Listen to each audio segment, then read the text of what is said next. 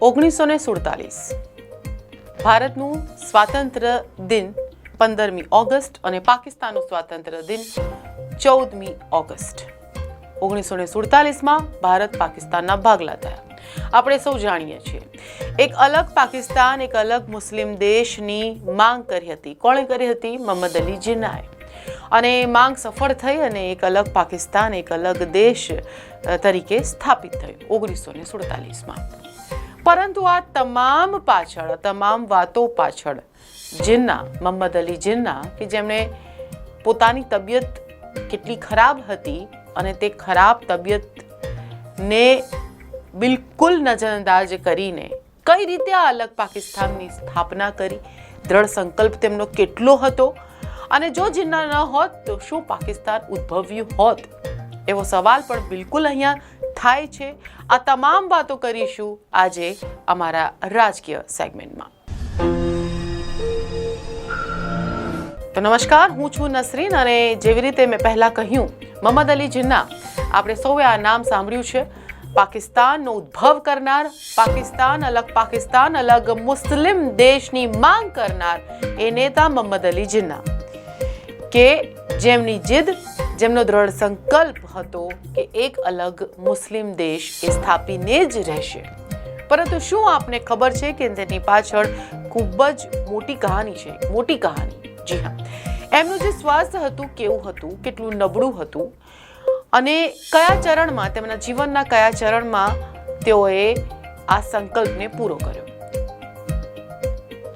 જ્યારે કોઈને ક્ષય રોગ થાય છે, એટલે કે ટીબી થાય છે, ત્યારે ફેફસા નબળા પડી જતા હોય છે અને ધીમે ધીમે એ ફેફસા સંકોચાય છે, તેમાં કફ જમા થાય છે, તેની પર એક સફેદ પડ જાણે કે વીંટળાઈ જાય છે અને ત્યારે કહેવાય છે કે એને ક્ષય થઈ ગયું છે, ટીબી થઈ ગયું છે, અને ત્યારે એ દર્દીની મોત થઈ જાય છે. અને એ સમયે 1947માં ખૂબ જ ખતરનાક આ રોગ હતો, જે મટી ન શકે એમ હતો. એનો ઈલાજ ભાગ્યે જ થતું હતું. હવે તો એ પોસિબલ છે, પણ એ ટાઈમે પોસિબલ નહોતું. અને આ રોગ લાગુ થયો હતો પાકિસ્તાનના એ નેતા મોહમ્મદ અલી જીન્નાને. પરંતુ તેમણે આ રોગને છુપાવી રાખ્યું હતું.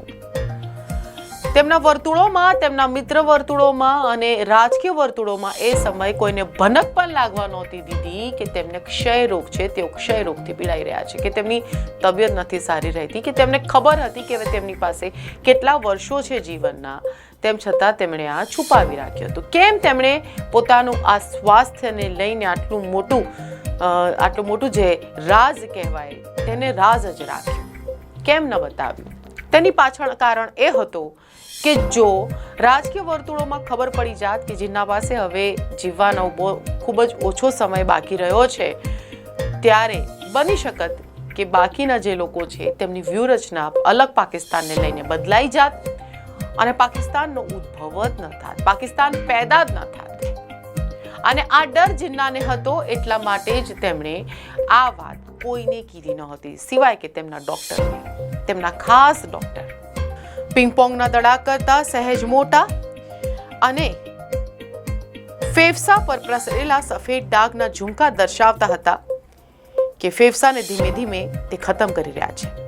આ એક્સરે પાકિસ્તાનના સ્થાપક મોહમ્મદ અલી જીન્નાનો હતો. જૂન 1946માં જ આ એક્સરે જોઈને મુંબઈના ડોક્ટર જાલ રતનજી પટેલ અને રેડિયોલોજિસ્ટ ડોક્ટર જાલ દીબુ સમજી ગયા હતા કે બીમારી એ હદે આગળ વધી ચૂકી છે કે જીન્ના ભાગ્યે જ એકાદ વર્ષ જીવી શકે. પણ બંને ડોક્ટરોએ જીન્નાની વિનંતીથી આ અહેવાલ પોતાને પૂરતે જીન્નાની આ વિનંતીથી અહેવાલ પોતાના જ પૂરતો સીમિત રાખ્યો હતો. પાકિસ્તાનની સ્થાપનાના 89 વર્ષ બાદ આ બંને પારસી ડોક્ટરોને તેમની આ મૌન છતાં અસાધારણ સેવા બદલ દેશના સર્વોચ્ચ નાગરિક તરીકે સન્માનિત કરવામાં આવ્યા હતા. પાકિસ્તાનના આયોજન મંત્રી અને પુરસ્કાર સમિતિના અધ્યક્ષ એહસાન ઇકબાલે પોતાની એક એક્સ પોસ્ટમાં લખ્યું કે આ એક એવું રહસ્ય હતું કે જેને ઘણા ઇતિહાસકારો 20મી સદીના સૌથી મહત્વપૂર્ણ તેમજ ઇતિહાસની દિશા બદલી નાખનાર રહસ્યો પૈકીનું એક માને છે. જિન્નાની બીમારીની જાણ તેમના રાજકીય વિરોધીઓને, બ્રિટિશ શાસકોને જો થઈ ગઈ હોત તો શક્ય છે કે ભારતનું વિભાજન ન થયું હોત અને પાકિસ્તાનની સ્થાપના પણ ન થઈ હોત.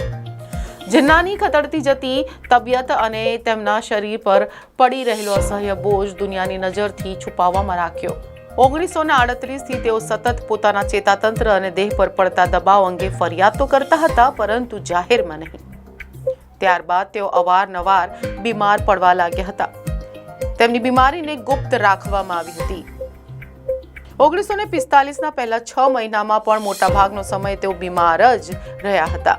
એ જ વર્ષે 9 ઓક્ટોબરના એક પત્રમાં તેમણે સ્વીકાર્યું હતું કે દબાણ એટલું બધું છે કે હું માંડ તેને સહન કરી શકું છું.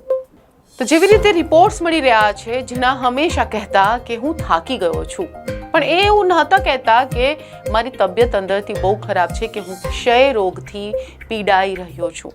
કેમ કે તેમનો એક દ્રઢ સંકલ્પ હતો, એક જીદ હતી કે તેઓ અલગ પાકિસ્તાન બનાવીને રહેશે. અને આ સંકલ્પને કારણે જ તેમના જે 2 ડોક્ટર્સ હતા તેમના ખાસ, તેમણે પણ આ વસ્તુ તમામથી ગુપ્ત રાખી હતી.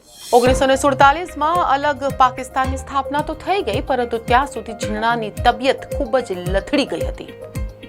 એ પહેલા તેઓ ક્યારેય ઝોંકો પણ ખાય તેવી સ્થિતિમાં નહોતા બેસતા, પરંતુ અલગ પાકિસ્તાન થયું ત્યારબાદ તેઓ ઝોકું ખાતા, આરામથી બેસતા, ક્યારેક પોતાનો જે બગીચો હતો ત્યાં લટાર મારતા, ત્યાંથી ફૂલ તોડતા. પરંતુ તે પહેલા તેમણે એવી નવરાશની પળો કોઈ દિવસ નહોતી માણી. તેઓ ક્ષય રોગથી પીડાતા હતા અને ભારે ધૂમ્રપાનની તેમની આદત સતત રહેતી હતી અને અતિશય વ્યસ્તતાને કારણે તેમના સ્વાસ્થ્ય પર ગંભીર અસર પડી હતી. તેઓ પોતાની મનપસંદ ક્રેવન એ બ્રાન્ડની લગભગ 50 સિગરેટ રોજ પીતા હતા. તેઓ ફેફસાની બીમારી ક્ષય રોગથી પીડાતા હતા, જેની વહેલી સારવાર તેમના ડોક્ટર પટેલે જૂન 1946માં કરી હતી. પોતાના મુસ્લિમ દેશવાસીઓ માટે અલગ રાષ્ટ્ર મેળવવાના સંકલ્પમાં જીન્ના એટલા મક્કમ હતા કે તેમણે અંતિમ વાઇસરોયને પણ એ નિર્ણય લેવા પર મજબૂર કરી દીધા હતા.